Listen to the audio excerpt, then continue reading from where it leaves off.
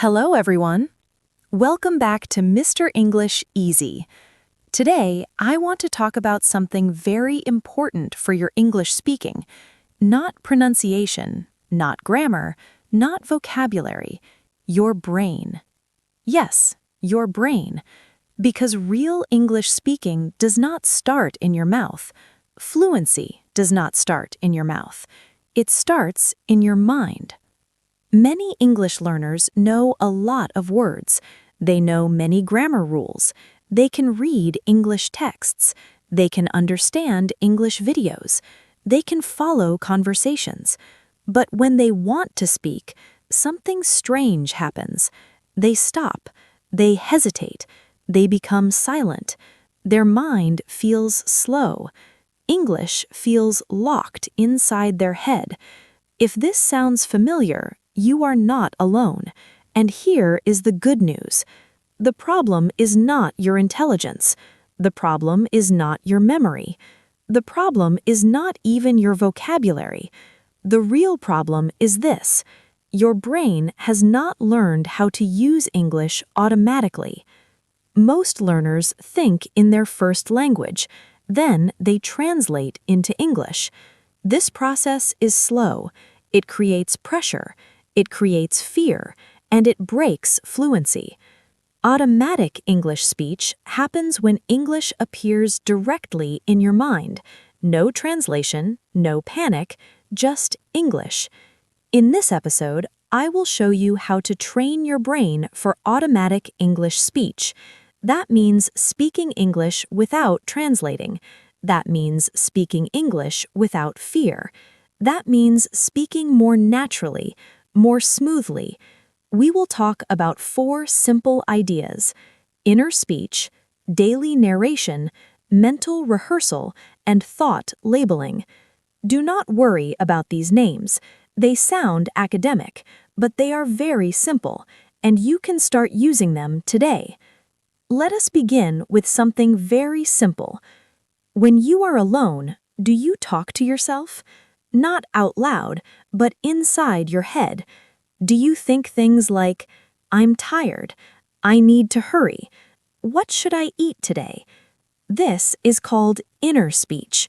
Inner speech is the language you use when you think. If your first language is Vietnamese, your inner speech is probably Vietnamese. This is completely normal. But here is the key idea. If you always think in your first language, then when you want to speak English, you must translate. First you think, then you translate, then you speak. This creates stress. This slows you down. This breaks fluency.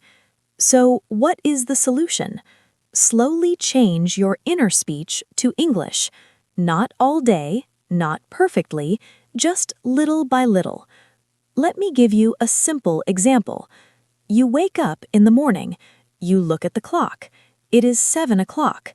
Usually, you think something in your own language. For example, oh no, I'm late. Now try this. Say the same sentence in English, inside your head, not out loud, just silently. Oh no, I'm late. This is already training your brain. When you make coffee, do the same thing.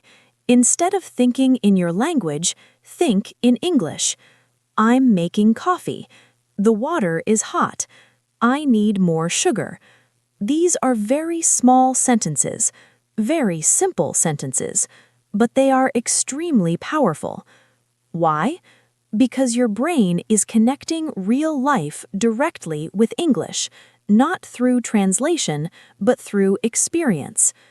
At first, this may feel strange. Your brain may feel tired. You may forget words. You may switch back to your language. This is normal. Do not fight it. Just gently return to English. You do not need perfect sentences. You do not need long sentences. You only need simple English thoughts. Now, let's talk about the next idea, narration. Narration means telling a story. Here, it means telling the story of your own life in English. You describe what you are doing, what you see, what you feel, what you plan. For example, you are walking in the street. In your mind, you say, I'm walking to the bus stop. The street is busy today. I can hear cars. I can see many people. This is narration. You are turning your life into an English story. This is one of the strongest ways to train your brain, because you are using English for meaning, not for tests, not for exercises, not for grammar drills. Your brain loves meaning. Your brain loves real use. That is why narration works so well. You do not need a teacher. You do not need a speaking partner. You do not need a classroom. You only need your life. Your life is your best English textbook. When you cook, narrate in English. When you clean, narrate in English. When you travel, narrate in English. When you feel tired, say, I feel tired today. When you feel worried, say, I'm worried about tomorrow. When you feel calm, say, this music is relaxing. Slowly, your brain stops seeing English as a school subject. It starts seeing English as a thinking tool. This is the moment when automatic speech begins. Now let's connect this to speaking. Many learners say, I understand English, but I cannot speak. Very often, this is the reason. They do not think in English. Here is an important sentence. Speaking is only saying what you already thought. I will say that again. Speaking is only saying what you already thought. If you think in English, speaking becomes easier. Speaking becomes more natural. Now let's slow down and practice something together. Where are you right now? At home? On a bus? Walking outside? Say one simple sentence in English in your mind. I'm listening to a podcast. I'm sitting on a chair. I'm walking and listening. Say it slowly. Do not rush. Feel the sentence. Now add one more sentence. I feel calm. I want to improve my English. This voice is clear. This is inner speech. This is narration. This is brain training. Do not worry about mistakes. Mistakes are part of learning. Even native speakers make mistakes. What matters is using English in your mind. Now let's move to another powerful idea: mental rehearsal. Mental rehearsal means practicing in your mind before real life. Athletes do this, musicians do this, and language learners can do this too. Imagine tomorrow you want to speak English. At work, in a shop, in a cafe. Before the conversation happens, your mind becomes nervous. You think, what if I forget my words? What if I make mistakes? What if they don't understand me? Mental rehearsal helps reduce this fear. You practice the conversation in your mind first. Imagine the place. Imagine the person. Now imagine yourself speaking. Hello, can I have a coffee, please? Imagine the answer. Sure. What kind? You answer. A black coffee, please. You are not speaking out loud, but your brain is practicing.